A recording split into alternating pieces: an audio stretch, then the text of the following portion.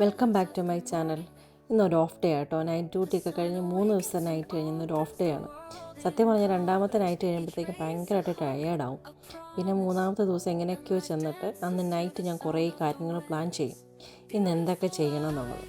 അതിനകത്ത് ഒരെണ്ണമാണ് കുക്ക് ചെയ്യുക, നന്നായിട്ടൊന്ന് ഉറങ്ങുക, റെസ്റ്റ് എടുക്കുക, നടക്കാൻ പോകാൻ. ഒരുപാട് വലിയ കാര്യങ്ങളൊന്നുമല്ല. ഞാൻ ചിലത് നോക്കി എൻ്റെ ഇച്ചാൻ എന്നെ വെയിറ്റ് ചെയ്ത് നിൽക്കുമായിരുന്നു. ഒരു സർപ്രൈസ് ഉണ്ടായിരുന്നു കേട്ടോ. ഇച്ചാനാണെങ്കിൽ ചെറിയ സ്റ്റുഡിയോ ഒക്കെ ഉണ്ടാക്കി. ഞാൻ അതൊക്കെ ചെന്ന് ജസ്റ്റ് ഒന്ന് ടെസ്റ്റ് ചെയ്ത് നോക്കുക. നമുക്ക് പാടാനൊന്നും അറിയില്ല, എങ്കിലും എന്നെക്കൊണ്ട് പറ്റുന്ന പോലെ. പിന്നെ ഇച്ചാൻ അതിനെക്കുറിച്ച് കുറേ കാര്യങ്ങളൊക്കെ എക്സ്പ്ലെയിൻ ചെയ്ത് തന്നു. അതൊക്കെ കേട്ട് ഞാൻ അവിടെ നിന്ന് താഴെ വന്നൊരു കുളിയൊക്കെ കഴിഞ്ഞ് ഞങ്ങൾ ബ്രേക്ക്ഫാസ്റ്റ് റവ വെച്ചിട്ട് പുട്ടും അടിച്ചൊരു ചായയൊക്കെ കുടിച്ചു. അത് കഴിഞ്ഞ് വെച്ചിട്ട് ഞാനാണെങ്കിൽ കിടന്ന് ഉറങ്ങി. അതൊക്കെ കഴിഞ്ഞ് എഴുന്നേറ്റ് വന്നപ്പോൾ ഇച്ചിരി കപ്പ ബിരിയാണി ഉണ്ടാക്കാമെന്ന് ഓർത്ത് അതിനുള്ള മസാലയൊക്കെ പ്രിപ്പയർ ചെയ്ത്.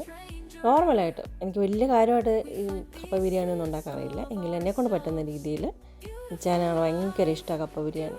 ഏത് ഉറക്കത്തിൽ വിളിച്ച് ചോദിച്ചാലും പറയും കപ്പ ബിരിയാണിയാണ് ഇഷ്ടം. സോ അത് ഞങ്ങളൊരു വെള്ളിമൂങ്ങ സിനിമയൊക്കെ കണ്ട് രണ്ടുപേരും കൂടെ വർത്താനമൊക്കെ പറഞ്ഞ് ഞങ്ങൾ കുക്കൊക്കെ ചെയ്ത് കപ്പ ബിരിയാണി ഉണ്ടാക്കുമ്പോൾ വെച്ചാൽ ആ പാടെ ഒരു കാര്യമേ പറയുള്ളൂ, എൻ്റെ മമ്മി ഉണ്ടാക്കുന്നവരെ ഉണ്ടാക്കണമെന്ന് കേട്ടോ. പക്ഷേ എനിക്ക് അങ്ങനെ അത്ര രസമായിട്ട് ഉണ്ടാക്കാൻ അറിയാമോന്നും അറിയത്തില്ല. പക്ഷേ ഇച്ചായൻ കഴിച്ച് കഴിഞ്ഞിട്ട് അടിപൊളിയായിരുന്നു എന്ന് പറഞ്ഞു കേട്ടോ. സത്യം പറഞ്ഞാൽ ഇച്ചായൻ്റെ കൂടെ കൂടിയ പിന്നെ കേട്ടോ എനിക്ക് ആസ്വദിച്ച് കുക്ക് ചെയ്യാൻ തുടങ്ങിയത്. കാരണം ഇച്ചായന് ഫുഡ് കഴിക്കാനും ഉണ്ടാക്കി കൊടുത്തു കഴിഞ്ഞാൽ നല്ലൊരു പോസിറ്റീവ് റിവ്യൂ ഒക്കെ തരുമ്പോഴത്തേക്ക് നമുക്ക് പിന്നീട് ഉണ്ടാക്കാനായിട്ട് ഭയങ്കര ഇഷ്ടം കേട്ടോ.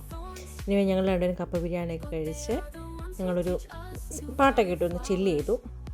ഡാൻസൊക്കെ കഴിഞ്ഞ് നോക്കിയപ്പോഴാണ് വെതർ നല്ലതായിട്ടുണ്ട്. അപ്പോൾ ഞങ്ങൾ രണ്ടുപേരും കൂടെ നടക്കാൻ പോയി. അങ്ങനെ ഒരു ബ്യൂട്ടിഫുൾ ഡേ എൻഡ് ചെയ്തു. Tata bye bye, see U.